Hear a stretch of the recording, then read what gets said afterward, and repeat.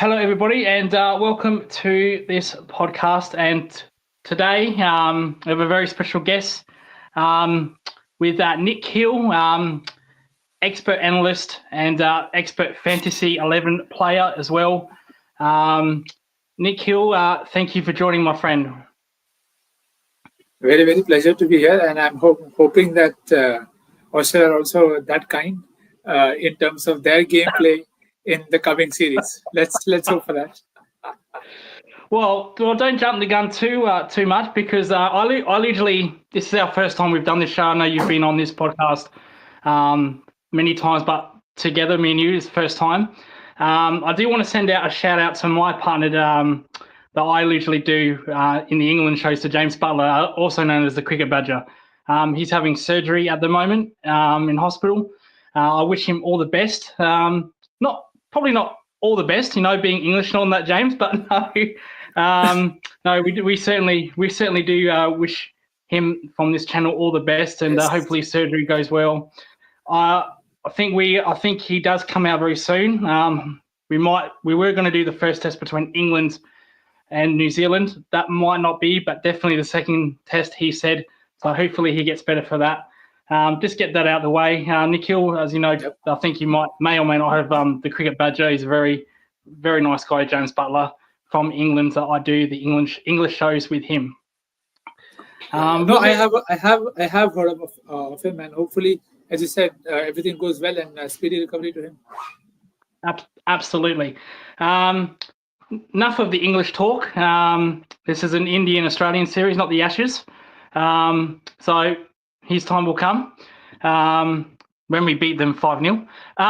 But no, this is a very important series. The BGT, the Border Gavaskar Trophy. First test is tomorrow, Nick. And for what we've seen from the pitch, a little bit of green to it, probably a bowl first pitch. The weather isn't going to be as hot in Perth this week compared to previous tests. It's only tomorrow's actually going to be 24 degrees, 27 and early 30. So not as hot as previous tests. So cracks won't be as heavy as we're used to in Perth. But yeah, first test, Nick. What are your expectations for the first test from an Indian point of view? To begin with, hopefully the right 11, because I think there's been plenty of talks about who would make that cut for the Indian 11. It's also very rare to see India not being sure of more than 50% of their setup. And again, not all of them is their fault. You have a couple of batters who are going to miss the first game. You have a middle order that is new, which you want to put in people who are in form. So there are a lot of things that are a question mark. The selection of pacers is also a query. And I mean, Ravi Ashwin, we're hearing reports that Ashwin will start ahead of Jadeja. So I'm just hoping they get the 11 right. With respect to the toss, as you said, generally Waka has been slow to begin with, if you can put it that way, without meaning as an insult to the venue. It gets quicker as the days goes on. But again, as you said, the sun plays a massive part in that because it helps the pitch, quick enough. So I won't mind if India bowl first, but even if India bat, I think the slowness is something that they can use to their advantage. But again, whatever they do, they'll have to do really well. So firstly, for me, I hope they get the 11 right, and then we take it from there. Would you have personally played Ashwin over Jadeja, or would you bring in Washington? What would you do with the spin department? Would you even play a spinner? Yes. So to me, I was slightly skeptical of the aspect of playing four pacers purely from the perspective that two of them are going to be on the first toes, whether it is Akashdeep or even Harshit, for that matter. He's going to debut if at all. And Prasidh is also going to play the first test in Australia. So that would mean it would leave too much to risk because your second pacer is also Siraj. And now your captain is Bumrah. So the point is India at this point of time don't have enough people who can control the flow of runs as well so that the others can attack. So to me, I was of the opinion that maybe they'll start with Jadeja for sure. I mean, his batting alone merits a place in that top 7. And maybe if they want an off spinner, because see, Nathan Land is been the highest wicket taker at the venue, a couple of fifers there, and over spin is something that he does well. And we saw Sundar do that against New Zealand very well. So I was of the opinion that if they do not want to risk with the fourth pacer, maybe they could go 3-2 and have three pacers in Bumrah, Siraj, and Akashdeep, and probably partner Ravi Jadeja with Sundar. But they have gone the extreme right way in terms of no, let's go with four pacers from what we hear. And they're going to go with NKR, who Nitish is a great prospect. Make no mistake, he's going to be someone who could have a long future. But I just feel it's probably taking a punt, which is a punt too early. But what then bothers me is if you're taking that punt, you're taking that punt with Ashwin. So at this point of time, you're not really sure of what you will get from both of these guys in terms of response. Because to be honest, the New Zealand series was a shocker for Ash. I don't remember seeing him so out of touch or rhythm at times in the flow of the game. So I think it is not going to be an easy decision.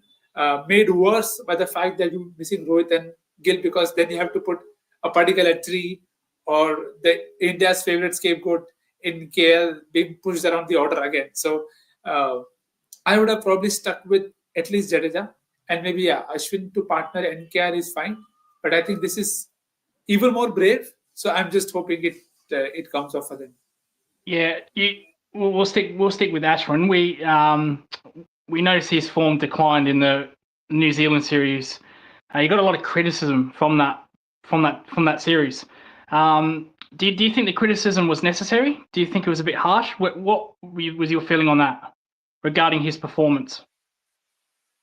So I think when you have people like him and Jadeja saving you games at home for fun, the expectations are that much higher. And see, with Ashwin, I have always felt that people are just waiting for him to not be up to the mark so that you can question them. Whether it is Southampton in England, where he was outbowled by Moeen Ali, and there's always that question mark, and which is what makes this selection even more puzzling, because for a lot of time you've been wondering if he should start overseas, and now you're starting him at Perth, a venue that you don't really think. Now, Lyon and Ashwin are two different kind of bowlers. Somebody who relies a lot more on top spin, off spin, and somebody who's a completely different kind of bowler. So, in that regards, the expectations are always there. His criticism, I think, was also from the fact that how off color he looked, and because see, sometimes you can bowl well and still not get the returns, which is something I felt happened with Kuldeep, that he bowled really well but did not get the returns. But that wasn't quite the case with Ashwin, and Ashwin did not get the new ball at home.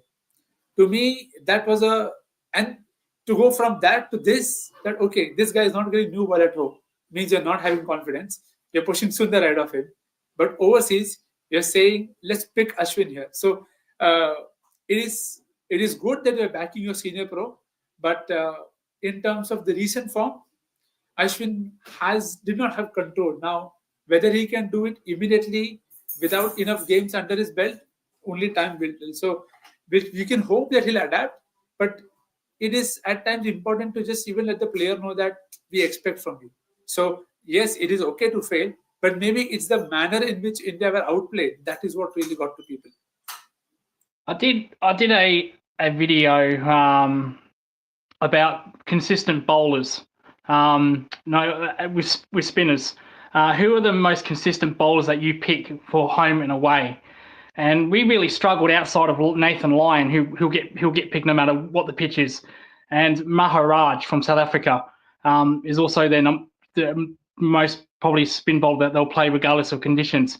It's a bit different with India, isn't it, with Ashwin, because as you just pointed out, it's only recently that they have trusted him on away series. Now, when he was in Australia last time, I thought he was absolutely fantastic. The way he controlled his pace, just gave the batsman something different, especially to Steve Smith. I thought Ashwin was absolutely fantastic. If we can get that Ashwin back for this series, then it's game on. Seriously, he'll take a big play in this series, Ashwin. Oh, 100%. And again, that is something which you can obviously see that it's played a part. That, okay, there are enough left-handers that Australia have.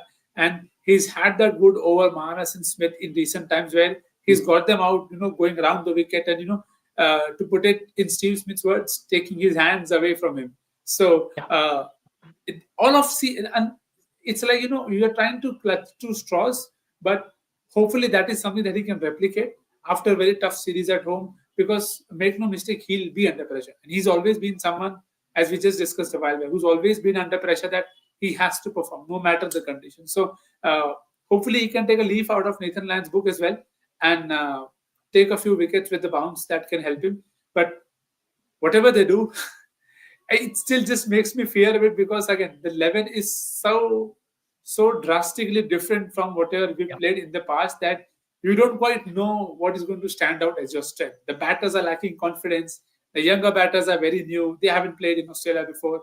And the one guy who was very good in Australia last season, in Shubman Gill, he's not going to start. So they'll have to punch above their weight as a combined unit. We'll leave the spin department. We'll go to the batting. As you know, India had a couple of practice matches against Australia A. There wasn't too much standouts, but there was one big one. That was Jarrell. He was fantastic in that tour game. He wicket kept in the second game for India when Rishabh Pant got injured, and then he flew to Australia. He looked in unbelievable form with the bat. Very, very well in both innings, really, first and second. And it looks like he's going to be rewarded. Where would you play him? Would you open with him? Would you bat him behind Pant? Would you put him at 3? Where would you bat Jarrell? Yeah, so my honest thought would be I would put him at 6. Again, my sincere effort in that is I don't want anybody who's part of your longer term plan be there only for one test. So if Padikkal is the guy who's slotted in to play, I would want him to play at 3 because he's playing only because Gill is injured. So I would want that status quo to not be changed, and which is why even the opening conundrum is difficult, but then we'll get to that later. So for me, Dhruv bats at 6. Unfortunate as it may be for Sarfaraz, that you need people who are in good form and are going to play at that role. So maybe that KL might be the guy who's eventually pushed up, and which is why the slot opens up for someone like a Dhruv Jurel. So to me, Dhruv plays all the games.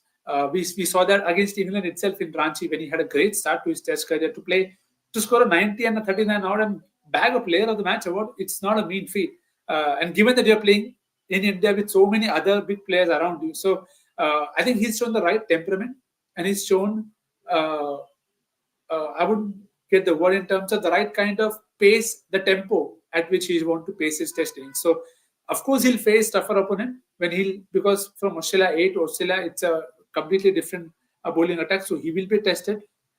I am sure they will attack him with the short ball, because even in the Australia A game, they had a man placed deep on third man for his uppercut, because he's not someone who pulls as much. So Australia are not going to make it easy, but for a long time we've been asking for people to be picked on recent form, and Dhruv Jurel at this point of time fits perfectly into that spot. So I would want him to bat at 6, give him that cushion also, that even if he's, say, sharing the keeping duties with Rishabh, I would want him to just have that time off those duties and not be always on the field. Just actually on his keeping, I'm a keeper myself at grade level. I feel that he's a better keeper than Pant, in my opinion, much better. Would you be tempted just to have him as the keeper in Australia? Just he can keep the whole series and let Pant focus on his batting. Yeah, I think I would honestly just go to Rishabh with that and consult with him in terms of, because he's had a knee injury even very, very recently in the home test. So that is something that might be sore. If that is sore, then as I said, I do not mind sharing the keeping duties, something that Sri Lanka did against England, that one innings someone else kept and the other innings somebody else kept. So I have no problem doing that, because what we also have to remember is it's a 5-match series. Not a lot of these guys have ever been part of a 5-match series. So your workload, your bodies will have to be managed. There are gaps, but then the mental pressure that comes and the intensity that comes with an India-Australia test series, it's not going to be easy to cope with that. So I'll be very open to that thought.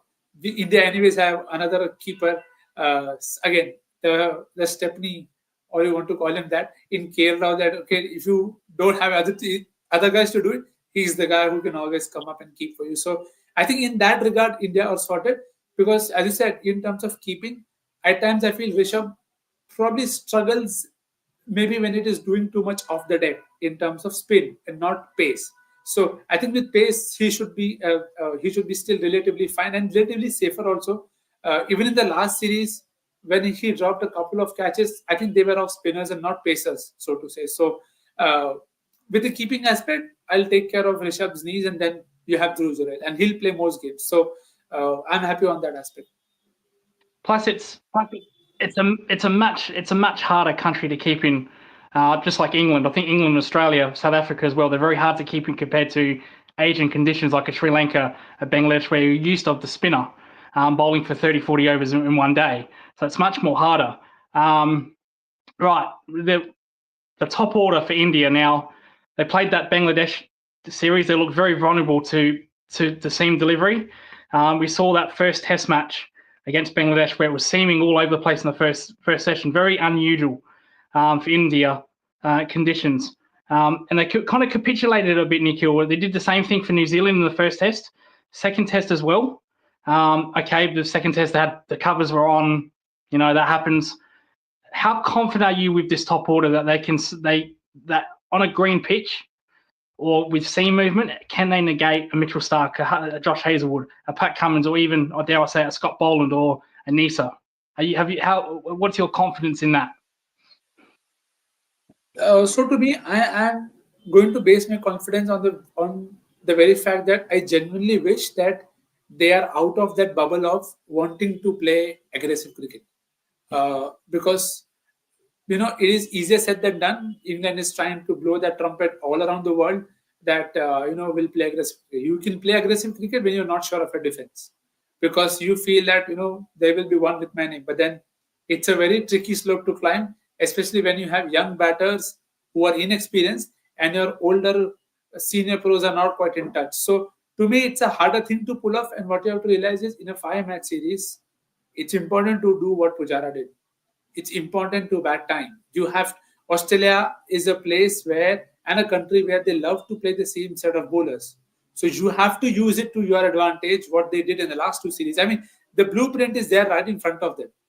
Nathan Lyon has been, I would say, safely nuggeted enough in the last few series for you to know that if you do that, Australia have to keep going back to their paces.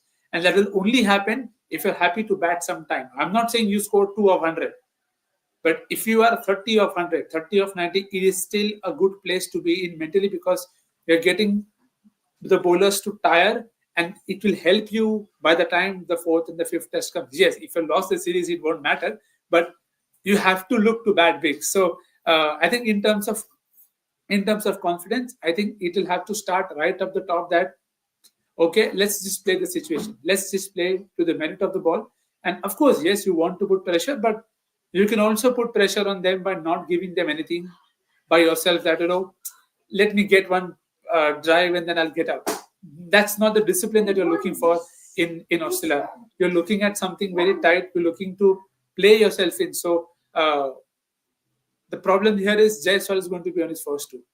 And he'll most likely be accompanied by either an Abhimanyu or a KL Rahul. Now, Abhimanyu hasn't had a good time in the 4 innings that he plays for India, and KL Rahul, there's always a question on his intent. So I think Jaiswal very early is going to be key, because against England also, it was Jaiswal who was able to bat time and also have phases where there will be phases where he'll go out hard, there will be phases where he'll go bits a day. So to me, if Jaiswal can see off the first session, I think India will be better placed in every single innings to be able to post 350, because I think 350 should be a par score for most of these Australian decks, given the grass that might be left on the surface and given the conditions. So in terms of confidence, if they come out looking to hit the 4th or the 5th ball they face over square leg, then I don't want a 36 or 46 all out, because we've had enough of that. So hopefully they'll be able to just play it smart. I'm actually glad you mentioned Pujara. The last series he came to Australia, he faced over 500 balls. Just grinded the Australian attack to their absolute knees. We saw in the 5th test, especially with Pat Cummins, Starc and Hazlewood, where their pace was around 125 they're just all out of petrol. Who's the grinder in this Indian team? Because you just said that most of these guys play aggressively by nature. Rohit Sharma plays aggressively. Jaiswal plays aggressively. Virat Kohli plays aggressively. Richard Pant, we know about him. Who's the grinder in this team, if they've even got one? Who's one that can say, you know what, I can do that Pujara rule, not necessarily 500 balls in a series, but who's one that can bat for a very long time, not necessarily score runs, but just bat and grind the Australian bowlers into the ground? Without putting any mockers at them, I think most of them are capable to bat deep. It's just about showing that intent. Because you saw that in the India A series when Padikkal and Dhruv Jurel batted, they batted for a decent amount of time facing over 100 balls each. So those two can do it. Jaiswal, again, we saw him score massive double centuries against massive daddy hundreds to quote the Test cricket term. He's able to do, which is why I said I want him to survive the first session. Because to me, India have a good mix of people who can attack. But you can only attack if you're not losing enough wickets in the first 20 overs. Because with the new Kookaburra, the lacquer is extra there. It makes the ball do a lot more for a considerable amount of time. So you have to play it out. And if I had to designate someone, I would love for a Virat Kohli to bat long, because I think him, and there is no greater joy in watching Virat do well in Australia, because whenever he's toured Australia, he's had something to prove.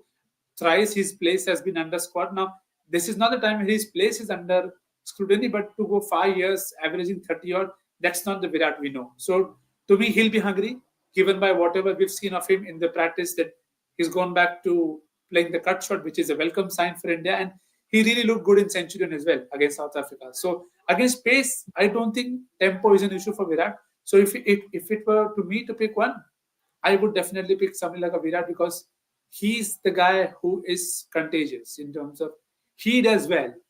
Every Indian batter that is coming in is going to come in with a stride that the boss is at the other end. He'll take care of everything. I can just go out there and play my game. So I think in the absence of Rohit, even more critical for Virat to really step up and can be the guy who can, again, his presence will itself ensure that Australia have to try things. So I think that is something that India will really have to do well. And the key to that, as you just mentioned, is the ball. Now we know the Kookaburra is completely different to the Duke's ball. After 20 overs, the Kookaburra goes a bit dead. Big, as a term here in Australia, gun barrel straight, and then 40 to 60 overs starts to reverse swing. As you mentioned, if India can get through that 20 overs without too much damage, they get an old ball to smack around.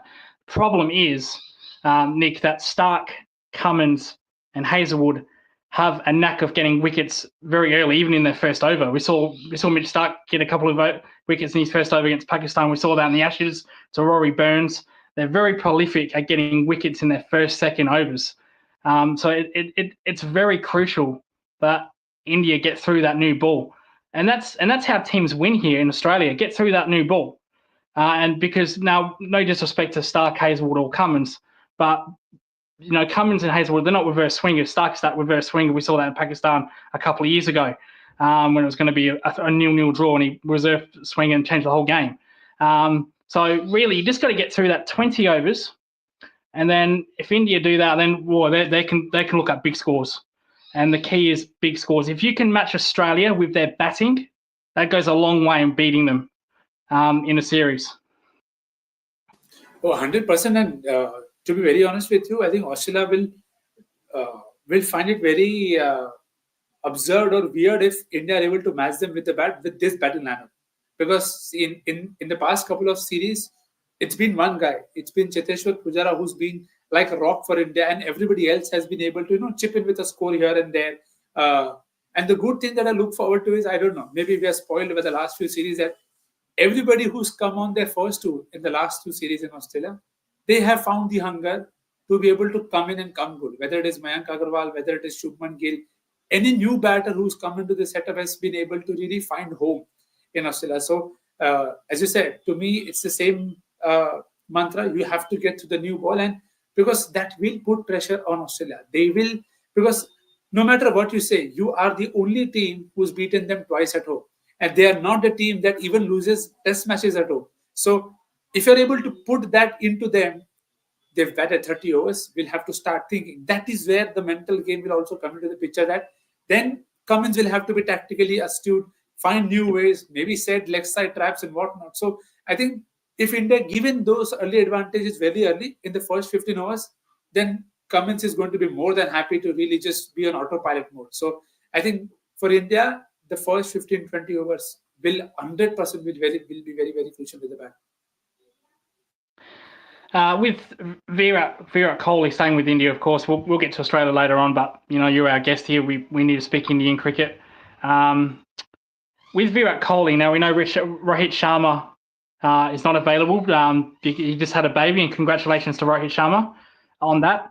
Actually, I'll add in Rohit Sharma to this now. If Rohit Sharma comes back, which he will, and Virat Kohli, if they struggle with their form like we saw against Bangladesh, like we saw against New Zealand, and they don't qualify for the World Test Championship, is that it for them? Do they retire? Do they try to push on for the home series, or get to England, because they've got a massive series against England, a five Test series in England? Do they try to get that, or was that it for them?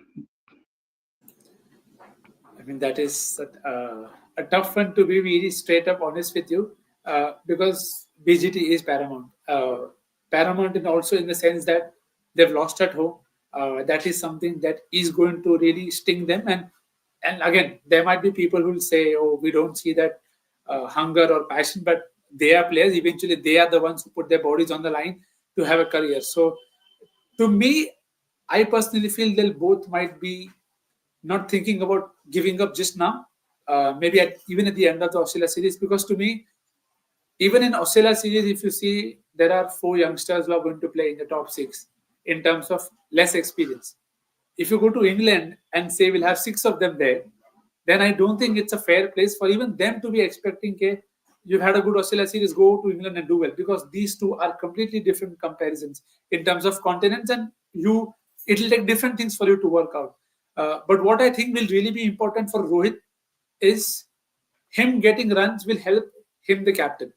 Because if Rohit Sharma, the batter, is able to get some runs, it will just help him feel a lot more confident about himself and the tactics to be able to carry through till the end of VGT. And for Virat as well, you can go to England, but you'll want to go there on the back of runs. Because it's very weird with these two, because for Rohit in particular, the England series, he was very good. The 2021 series, he was absolutely at his best, defending, leaving the balls. But the World Cup bit is maybe he felt that, maybe I can do this in limited overs format. I'll do this in the red ball format as well. But then the red ball format works differently. So that is the one change that I'm looking forward to from Rohit. Because if he can change that, he might be able to just give you a lot more good starts. Because in Australia, just starts will not be enough. You will want, if your top order is set, you want that top order to get a 70, 80, 90. So to me, I would expect both of them to be really hungry and do well, unless, as you said, unless both of them have a string of ducks or single-digit score, I don't see them retiring.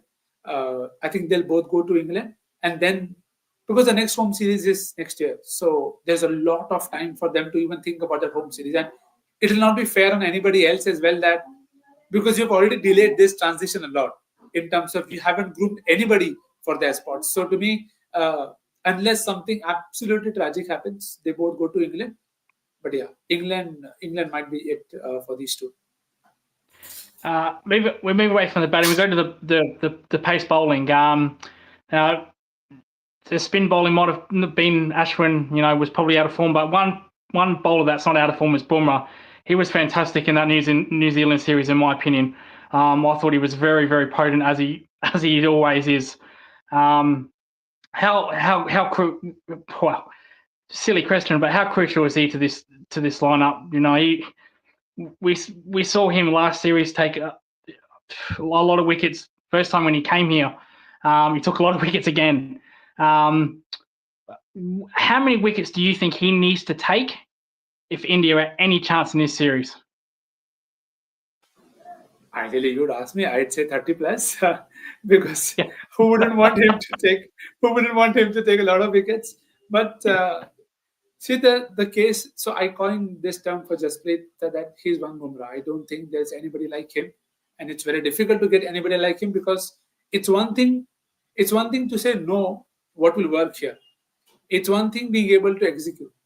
And to be able to do both of these things simultaneously, immediately after a couple of overs, there is only one guy who can do that. So, Jasprit as a captain, I feel will add a lot of different perspective to this discussion, because in the past we've seen bowling captains being very unsure of their exact role. That if they need a wicket, do I bring myself on every time?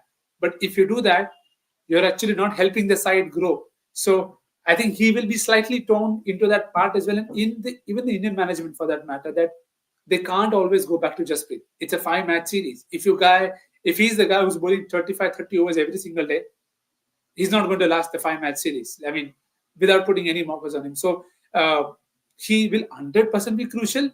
But the thing that we've observed in England and in South Africa is his first spells or second spells have been good. But the problem has been the backup to them. If when Bumrah and Shami have gone off, whether Siraj, Shardul, Umesh, Prasidh, whoever comes in, are they able to keep the pressure up? If they're able to do so, then both Bumrah and India will feel a lot more confident, because then you don't have to go back to Jasprit for everything. So to me, if India can win by him not taking enough wickets, I'm okay. Because Australia are also going to be smart. They know he's the danger guy. You don't have to do any baseball stuff against him. Just see him off. You see him off, the pressure will be there double times on India to be able to strike, because the other bowling is not as, tight, so to speak, in terms of control. So Jasprit's role will be very, very crucial, but at the same time, it will be important for him and Morne Morkel to be able to form a group that, if not Jasprit, these are the guys that will work around with, because he can't do everything by himself. So he will need support. And see, overseas, you win in batches. You cannot win. Even for Australia, there is a reason why Nathan Lyon is the highest wicket taker at Perth.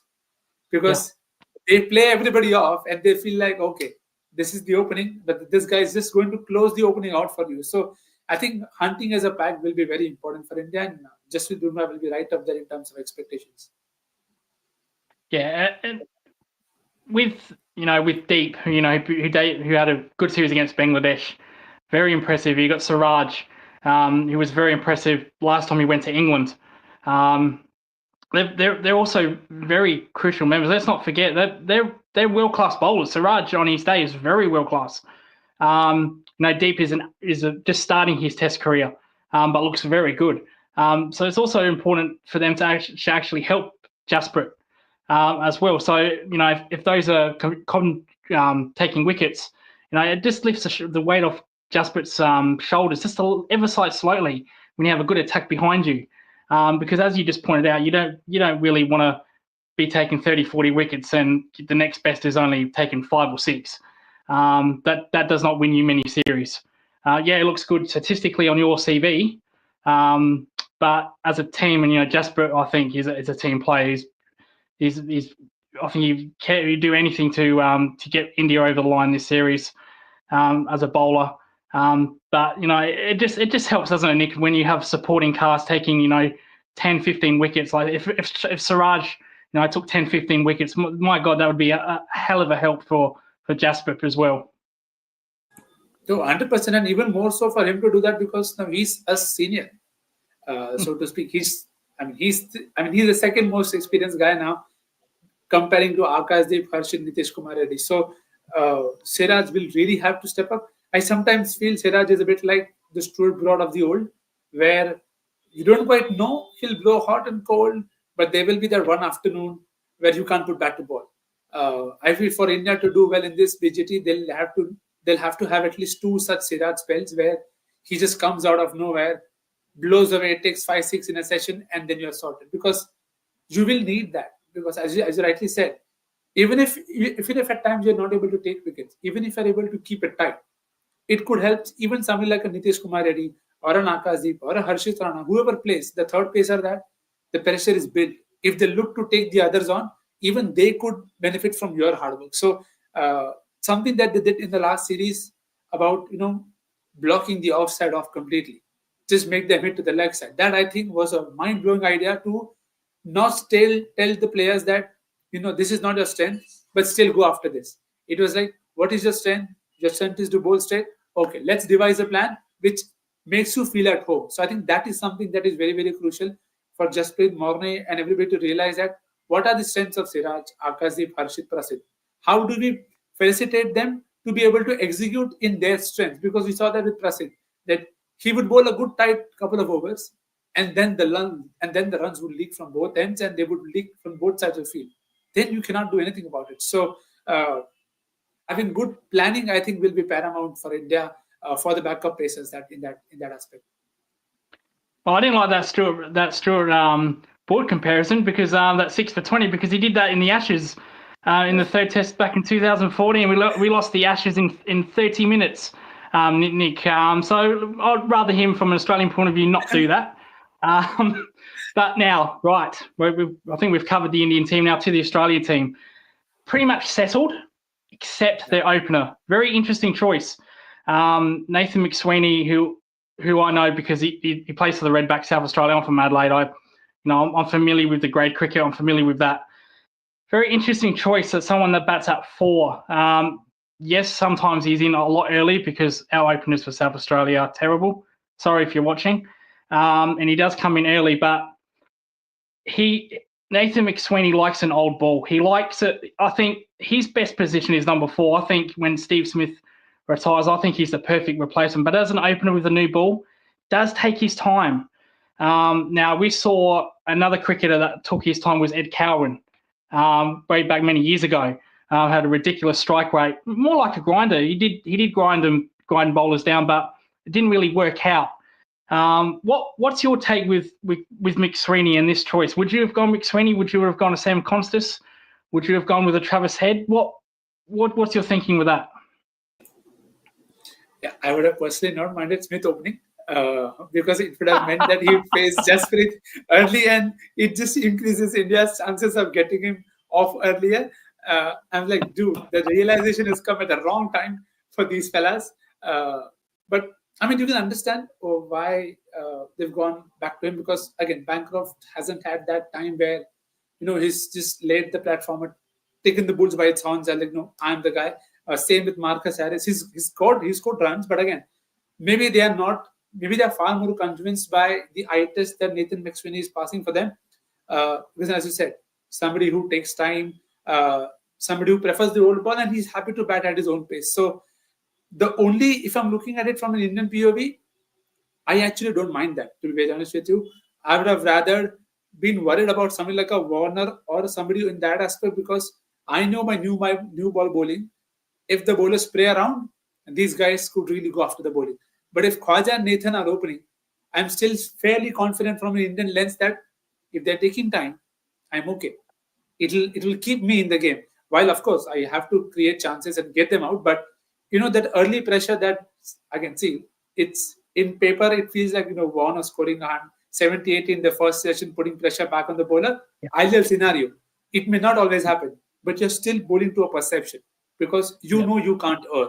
So I think could play a very interesting part for both these sides in terms of what rate does Usman feels like that, I want to ease Nathan into Test cricket. Let me be the guy who's going after the bowling limit. Let me put that early drive. Let me get that pull out very early. So I think that is something that could maybe work in India's favor. So from Australia's lens, I don't think they had much option. I would have not made Travis Head open, because I think what Travis Head does down the order, that is far more valuable to you. And no matter where he comes, even if he comes at 200 for 5 or 150 for 6, his runs are paramount, and his runs are game-changing down the order. You need somebody to probably just be able to bat some period of time with. And with Sam, I think he was going to be too early to be blooding in Sam Costas against India. Maybe they could have done this against. This is why I felt Cam Green injury was a massive blow, because had he not been injured, straight swap. Cam Green goes up. I have no problem with Cam Green opening, and then you have everybody batting at their spot. So it's okay. I think from India's lens, I will happily take 2 openers who take their time, because it will give India a little bit more margin of error.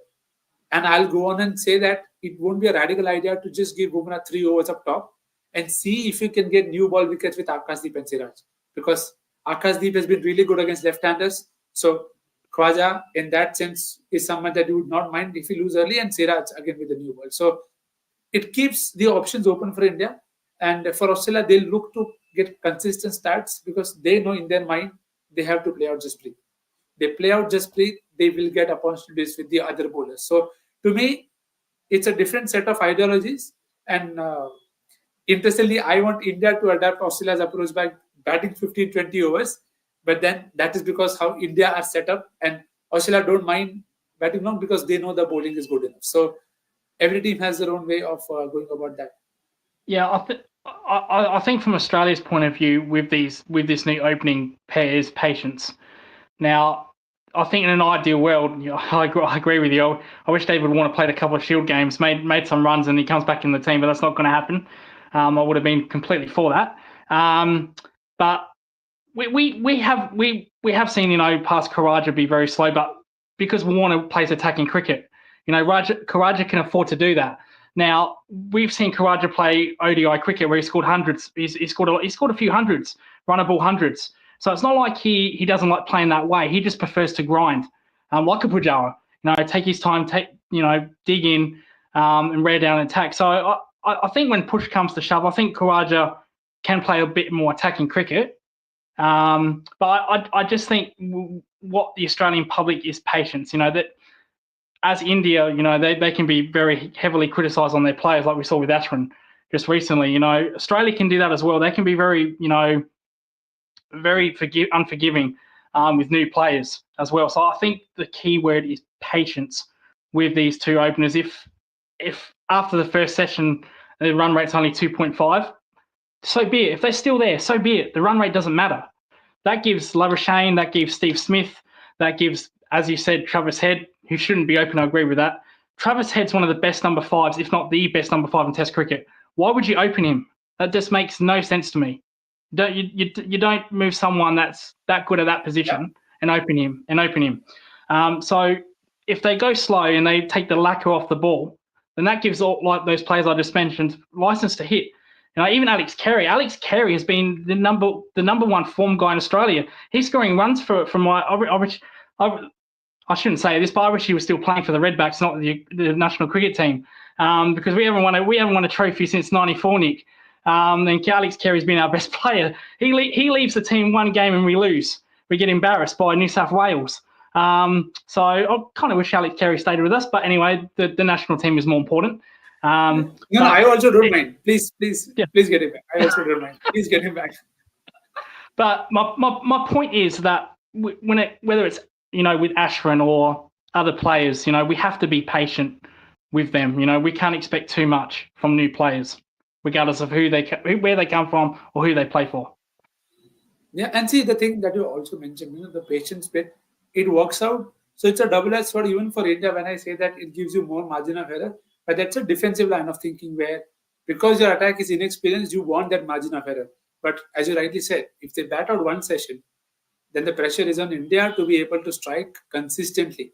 And if India don't strike consistently with the new ball, it means you get a lot more freebies from somebody like a Siraj or Arshdeep or Akashdeep that you can then make merry, and then that will just really set the game up for numbers 4, 5, and 6. Because I feel this entire series will be decided by how many runs Travis Head, Mitch Marsh, and Alex Carey combined score. Because in the past, India have had troubles taking care of the lower order. They've gone on and taken new ball wickets. They've had teams say 60 for 3, 70 for 4. But then Travis Head scores a good 50. Mitch Marsh is able to play a good cameo of 60. Then Alex Carey, the top run getter in first class for Australia in this year, he comes on. He gets a good New Zealand experience when they play Australia. That middle order, if they're able to score more than 50% of the runs, Australia get to a pass score. They anyways have the bowling to defend. So I think for Australia, the opening partnership is crucial because they want stability. They do not want Marnus to be in very, very early. They want Smith to be able, silly to sound like that, but entry point is crucial. It not just in T20 cricket, but even in Test cricket, because you want those 4, 5, 6 to come in after 30, 35 hours, because the bowlers are a bit more tired by then. And I know people who've seen cricket in the past, like, dude, you are tired after 30 overs, but then that's what modern cricket is. And teams are not lasting 90 overs. So I think that is also an aspect that India will have to pick on, that in the last series, barring 36 and the chase that they had, they batted over 90 overs every single innings. And it is important to do that because only then you are able to really get those stalls, power scores, and then you can compete with them. So I think both teams are very well set up. Australia are far more stable and decided in terms of what role clarity do they have for each of their top six. So I think that is something that will work in Australia's favor. Absolutely. Before we wrap up, we're just going to give some predictions here.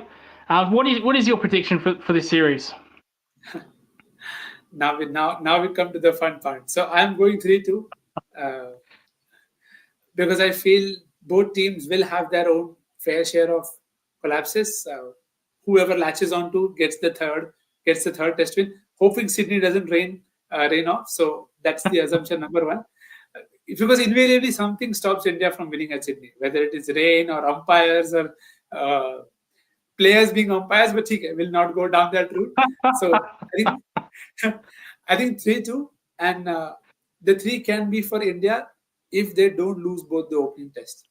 Because if they lose both Perth and Adelaide, then I feel Australia will really be very, very ruthless because they haven't won in the last 10 years against India, and it's not something that they are used to. So to me, 3-2 is how I'm going it. If India are able to go 1-1 into the third test, then the series is on. Well, personally, I hope it does rain in Sydney. They might lose that test match, and Adelaide might get 2 tests. That'd be fantastic for me. I can go to both 2 tests. This might surprise you. Before the Bangladesh and New Zealand series, I had India 3-2. I had them winning. Now I've seen their 2 tests. I've seen them capitulate against seam bowling. I have Australia 4-1. I think India will. I think India might win the first test because it's been a long time since Australia's played Test cricket. I think it was back in March where they played New Zealand. So even before the New Zealand and Bangladesh, I thought India would win the first one because they've played more cricket and Australia might be rusty. But that was my prediction for 4-1. I've changed it. Now, who's your leading wicket taker and run scorer in this series for India or Australia? I think for India it'll invariably have to be Jasprit because invariably he'll be the guy who will come in whenever they need the wicket, how much ever we want to not want him to take that workload. For Australia, because I think Pat might be the guy who will play all 5 tests. I think Pat would be the guy to end up with most wickets. If Australia winning 4-1, maybe Nathan Lyon would be there right up top then, because when India lose, they lose going full gung-ho versus spin. So Pat comes in for Australia, Jasprit for India. In terms of runs, I don't want to predict who will be the highest run scorer for Australia. I'll leave that to you. For India, I genuinely hope it is Rishabh Pant, because if he's able to get a 500-run series, this series will be one to remember. So, Rishabh Pant. Completely. If Rishabh Pant has a 500-plus run series, my goodness, there's going to be exciting batting. And he could have one of those Steve Smith legacy series like Steve Smith against the England 2019. That'd be absolutely something. Agree with you with India's take. Bumrah has to be. He can't. He needs to get, as you said, 30+ wickets. Be nice if Siraj deep, Ashwin Jadeja shed the bowling. But I'll go with Bumrah. I'll go with Jaiswaal with the runs. Now I know again he didn't look good against seam bowling, but you never know what he can do. Well, we actually know what he can do, but I'm gonna put some faith into him. I think he's an up and coming talent. I think he's a very good batsman, and if he can have a 500-run series in this series, my goodness, that would just elevate his career big time. With Australia, I'm gonna go with Travis Head. I don't think you'll get him in early enough. I think he'll come into a position where Australia will be 2 for 300 or something. Then he'll just, like he did against England, West Indies, just smack them all over the park. So I'll go with Travis Head. With the bowling, I agree with you. I think I do think Pat Cummins will play 5 tests, but I don't think Stark and Hazelwood will. Last series, I think Australia were pretty dumb or stupid. Sorry for being aggressive. I think they're pretty stupid not rotating bowlers. This time, I think Boland will play a part. I think Nisa, he's got a hamstring strain. But I think we'll see rotations. So I won't be surprised if we see Boland play a couple of tests, especially if India grind, like if they really give the bowlers a hard time. Nathan Lyon will obviously play 5 tests no matter regardless of what his position's at. He's been playing Sheffield Shield for New South Wales, bowling a lot of overs. I'll go with Nathan Lyon because he'll probably play more tests than the others. It's a safe option, and yeah. But anyway, before we do wrap up, is there any final thoughts you have for this series? Anything you want to share with us? Any kind of cockiness or confidence? Actually, surprisingly, we haven't heard much trash talk from the Australian players this series, which is because very they know interesting. it fires India. They know it fires up India, and it eventually backfires on Australia. Because see, the only time in this entire preview I had full dead hands is when you said Travis Head will score runs. Because if there is one guy I am sick and tired of watching being beaten on the outside, being beaten on the inside, and then he gets a wide one and he crashes it to the point fence. That to me it's been a haunting memory since the last couple of years. Because see, when you watch so much of cricket over a decade, you kind of grow out of that emotional attachment where you feel even more angst by how do they not know how to bowl to him. This is the guy who's bothered them for a couple of years now. You will have to have more plans, and maybe it's why Ashwin is playing. Maybe that could be one of the key reasons why Ash is playing. That they figured out a few plans that okay, let's go with Ash. Let's try and see if we can. If you go to, because we've seen that Travis at times when he starts versus spin, there could be an early chance for you. And so hopefully that is the case, because anybody else scores, I have no problem. I love Usman. I love watching Usman bat. I play a lot of fantasy. I've picked Nathan McSween in many games. I have no problem with him scoring. Even Marnus with his 9 cat lives, I'm okay with him scoring. Travis Head is the one guy I have good locks. I just don't want to lose them watching Travis Head score runs in this series. So that is my only parting thought. I see, as you rightly said, before the New Zealand series, I genuinely felt a lot of excitement for this series, because I don't think any other series has had so much at stake. Because people say World T20 World Cup, ODI World Cup. I feel this is as big as anything that you can get in cricket, because firstly, only a couple of teams have been able to win 3 series in Australia. For an Indian team to do it twice in itself was very good. For you to even be in a position that you can win in Australia. For people like me who started watching in the 90s, this was a dream. It was a dream to win 1 test. For you to be in a position to win 3 series back to back, I think there is enough motivation for all of these guys to really have a great final showdown, whether it is Jadeja, whether it is Ashwin, Rohit or Virat. So I was very excited, but the New Zealand series completely sprinkled salt on really good wounds that they'll have to be tactically very smart. But again, if you look at it from that perspective, it feels like controllable. Tactics are controllable. You can control them and hopefully execute better. So yes, seam will trouble India, but then seam will also trouble Australia. And hopefully Siraj can have maybe 8 for 30 and not 6 for 20, so that it's okay. You can also have a few scary memories from the VJT. Well, I mentioned earlier in the show. I mentioned this could be Rohit's last and Colley's last series if they have disaster series. Yeah. Same thing could be said for Steve Smith. If he fails to get a run, I think whoever loses this series, there'll be heavy repercussions. Yeah, especially Australia. If Australia lose this, I think we could see some sackings. In my opinion, I think especially if Steve Smith doesn't make runs, if Labuschagne doesn't make runs, I think we could see a transition. We saw a transition in the South African series when Rabada just completely tear us apart in the first 2 tests, and then we were in a transition period where we played 6 players. But I think whoever loses this series, Yeah, I think there's heavy repercussions, especially, you know, Australia and India as well. If they lose here, then they go to England, play a 5-test series. They lose in England. That's going to be no good as well. That'd be 3 series in a row that they've lost. So that would not go well as well. To your point, you know, I think England in the Ashes series, they frustrated Travis Head a little bit with a deep point, where they stopped him from scoring boundaries. Travis Head's a boundary hitter. He loves scoring boundaries. But I think that was just England's cocky hoot fielding antics. What goes through an Englishman's head, Nikhil, has got everyone stuffed. I don't know. They're a strange lot, them English. But I'm only glad. I'm only glad they gave us cricket. That's all. That's all. Right, before we do go, I know you're a fantasy player. Who's your captain for this series? The business end of it.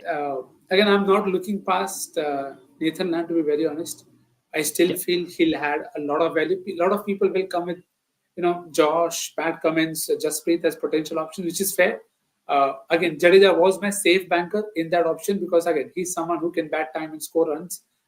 Pace is something that doesn't bother him much. But now that he's unlikely to play, I think Nathan Land, given his record at Perth and given how India have played him well, but India's new lineup, you don't know how this will all work out.